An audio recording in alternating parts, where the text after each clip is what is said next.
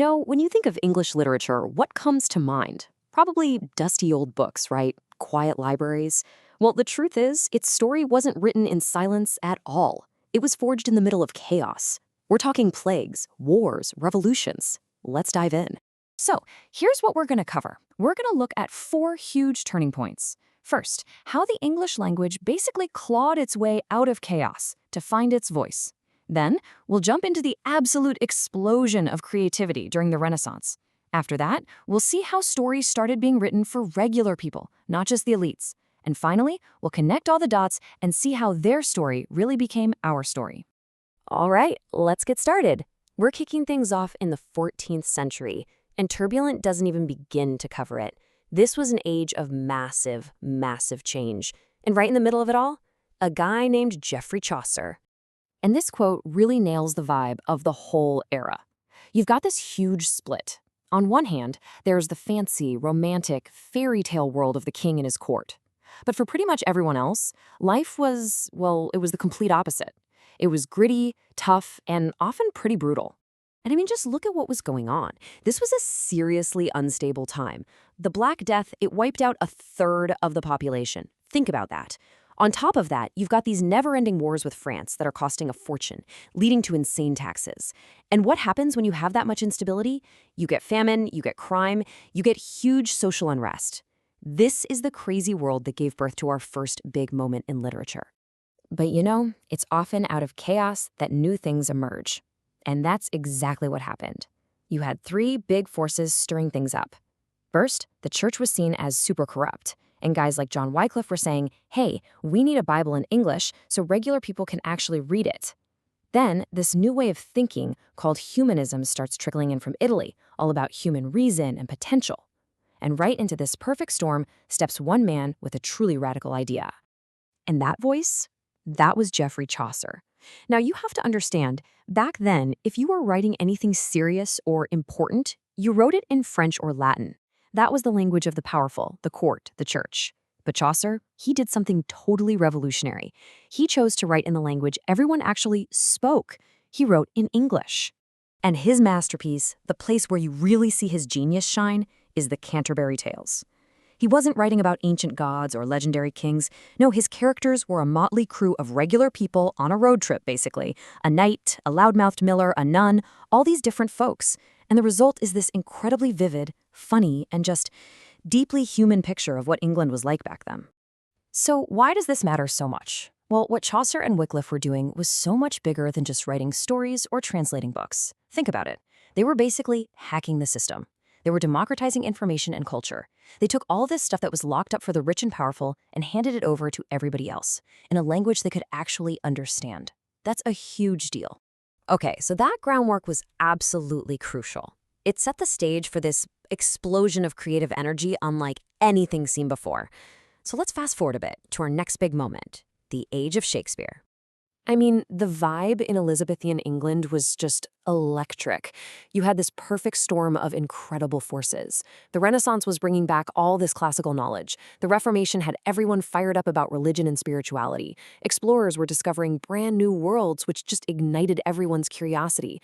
And on top of all that, there was this massive wave of national pride. Everything was dialed up to 11.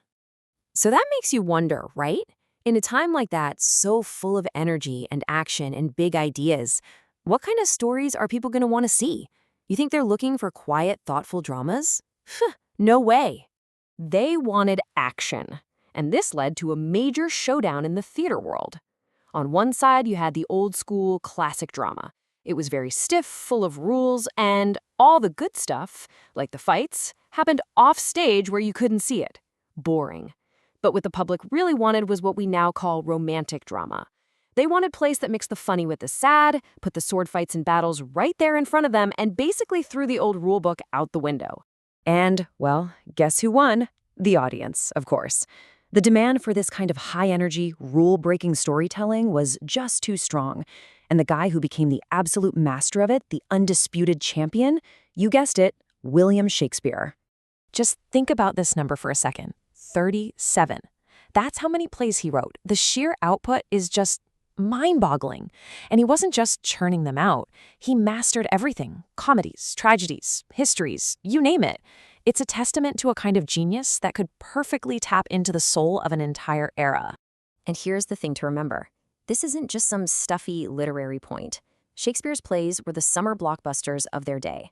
This was popular entertainment for the masses. They packed the theaters, they made money, and in the process, they literally built the foundation for all the drama that came after. Okay, but the stage wasn't the only game in town. While all this action was happening in the theaters, something else was quietly bubbling up on the printed page. A brand new way of telling stories was being born. We're talking about the birth of the novel. Now, for the novel to even exist, the way people wrote had to completely change. The old style of prose was, well, it was a mess. Super long, complicated sentences trying to sound like Latin. That had to go. Instead, sentences got shorter, sharper, and clearer.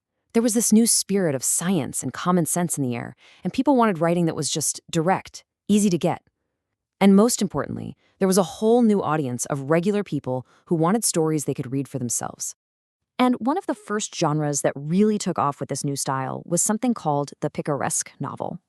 Basically, these were adventure stories about a hero who was kind of a scoundrel, a charming rogue from a humble background trying to make his way in the world by his wits.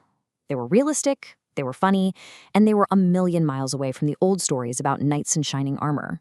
So, the early novel basically split into two big camps, led by two rival writers. On one side, you had Samuel Richardson. He was a printer, and his novels, like Clarissa, were all about morality and getting inside people's heads, often told through a series of letters. Then you had Henry Fielding. He came from the theater world, and his books, like the famous Tom Jones, were these huge, messy, exciting adventures, just packed with life and humor. And this is the real reason the novel was such a game changer.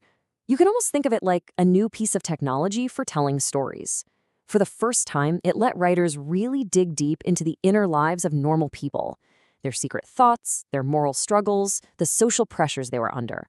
It was a level of psychological depth that was just impossible to achieve before. All right, so let's recap. We've seen a language born from chaos, a theater that just exploded with energy, and a whole new kind of story born from the printed word. So now, for the final piece of the puzzle, let's bring it all home and see how their story is in fact our story.